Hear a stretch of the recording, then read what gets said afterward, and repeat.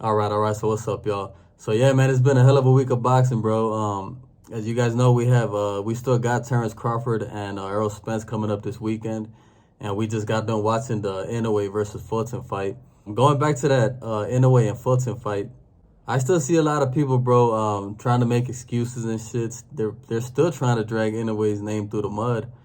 A lot of people are saying that he refused the VADA testing. Just to get this shit straight, bro, in a way, he never refused VADA, man. He just complained about it.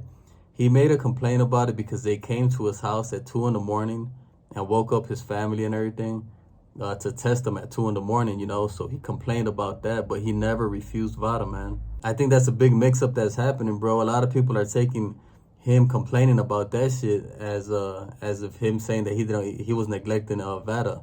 But it ain't true, he never said he didn't want to take the VADA testing or nothing like that. And then there's still a lot of people coming out and still talking about the wraps and the gloves and how the packaging was open on the gloves. But I don't know if you guys know, bro, Fulton's team, they thoroughly inspected the gloves, they weighed them, they inspected them to make sure that everything was okay. And, do you think after they inspected those gloves, they would have went into the fight if there was something wrong with them? And as far as the wraps go, Fulton's people were right there inspecting Inoue as he was getting his hands wrapped, bro. And he wrapped his hands the way they wanted him to, even though he didn't have to, man. He didn't have to do that shit, bro. He could have just went about his business and done what he was doing the whole time. But it seems like he had a point to prove. And he wrapped his hands the way they wanted him to and shit, and they inspected it and everything was cool. But there's still people hating on him, bro, and making excuses and shit. I mean, bro, you can't hate on a fighter like this, man. This guy showed you in the fight. You could see in the fight that this guy was levels above Fulton, man. It didn't have nothing to do with all these excuses that you guys are trying to come up with. You could just see it as clear as day, man, that he was just levels above Fulton. And now there's people saying that they want to see him prove himself against Gervonta Davis. Bro, that would be a hell of a fight, man. But I don't think Inoue has to prove himself against Davis. He just moved up a weight class, and y'all want him to jump up more and take on Gervonta. You know what I'm saying? Let him do this on his time, bro. He's taking on the top challenges in the weight classes that he's coming up against. You know what I'm saying? But you guys can't expect this guy to just rush into a fight with Giovanni just to prove his greatness to y'all. This guy think he's in the right direction to prove his greatness, and he's doing it the right way. So I could possibly see that fight in the future, though, depending on how big Inoue can get. He seems to have a pretty decent build to him. So I think a fight like that is possible. But for all of you guys that are saying that he needs to do this next, bro, nah, hell no, I don't see that. He just moved up a weight class, bro. Why would he keep just jumping up crazy like that? Let him at least get accustomed to just take his time and move up correctly. That's what I'm trying to say. But moving on to Spence and Crawford, this, like I always say, bro, this is a 50-50 fight. But I got Spence so far, and there really hasn't been anything that has made me want to change my mind to go towards Crawford. Even though I know, bro, like I said, it's a 50-50. But I'm going to lean towards Spence on this one, man. I got Spence. I just think Spence, he's too active, man. I think he's got underrated power. Not underrated. People know that he's got power, but I think his power is more than what people think it is. And he's just super busy in the ring, man. This guy doesn't let off the gas, bro. He's always busy, and I just think it kind of overwhelms his opponents.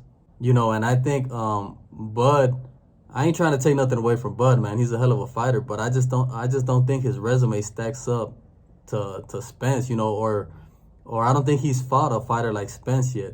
So it's gonna be very interesting, bro. This fight is gonna get good, man. I'm still working on my final prediction for that fight, bro. I gotta think about that one to see if it's gonna go to decision or end in KO or whatever, But so far, I'm still leaning towards Spence to win this fight.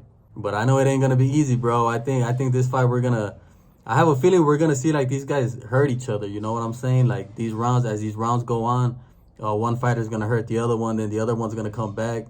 Cause both of these guys, man, they got hella heart, and it's no secret, bro. None of these guys are gonna want to lose this fight. So it's super clear that they're gonna give it their all, man. And we'll see how this thing plays out, man. But for now, I'm still rocking with Spence on this one. And then in the undercard of that fight, bro, we got Giovanni versus Pitbull. That should be another good fight right there. I'm rocking with Pitbull on that one, bro. I think Pitbull's gonna stop him. You know, Pitbull, he's been dying for that rematch against Tank Davis, bro. I think I can see why he wants it, of course. I think in his mind he probably thinks that he could beat Tank Davis, but I don't think so, bro. I think Tank will. If they were to rematch, I think Tank will stop him in the rematch with two healthy hands. You know, as you guys know, in that first fight, Tank was injured, bro, and he was pretty much just the last couple of rounds just boxing this guy with one hand, basically, bro. And I think if they were to rematch and he comes in with two healthy hands, bro, I think he could stop Pitbull. But for this fight, you know, I'm rocking with Pitbull, man. Pitbull's been getting a lot of love, bro. I think Pitbull has the makings of being not the next top Mexican superstar, but one of the top Mexican superstar boxers. He seems to get a lot of love everywhere he goes, bro, and the Mexican fans are following him, you know. So he's going down the right direction too. I just think after this fight, he needs to go for a higher level fighter, man, to really build his name up, like like a Shakur. Of course, he wants Tank, you know, and I can see that happening, bro. I can see the Tank rematch happening, and I'm pretty sure it will happen. So, that'll be good for him too. But we'll see how he does this weekend, man. You know, he's got to get through Giovanni first, and I'm sure that he will, man. But yeah, that's pretty much all the boxing news and everything that's been happening this week, you guys. Make sure to subscribe to the channel, man, and leave me a comment, you guys. And that's it for me. I'll be on to the next one, man. I'm out.